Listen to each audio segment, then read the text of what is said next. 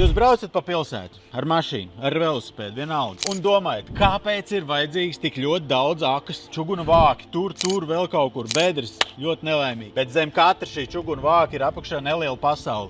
Tur ir šādas te akas, tādas vai mazākas vai lielākas, un tā ir tā komunikācija pasaule. Tās ir gan elektrības, gan komunikācijas, gan lietusūdens, gan saimnieciskā kanalizācija. Principiāli pēc būvnormatīva jūs nedrīkstat zem zemes aprakt nedz līkumus, nedz atzarus. Katrā no šīm te vietām ir jābūt akai, lai varētu piekļūt un iztīrīt, apkalpot šo te kanalizāciju vai lietusūdens vai kādu no viņu tur ir vajadzīgi, vai remontdarbi izdarīt, vai vienkārši apkopi. Lai nerastos aizsērēm vai kaut kas tam līdzīgs, tad mēs liekam aku, lielāku vai mazāku, vai tas ir maģistrālais cauruļvads, vai tas ir piemājas pieslēgums, un attiecīgi vai varam piekļūt šeit sistēmai. Šis ir reāls dzīves piemērs vienam no variantiem.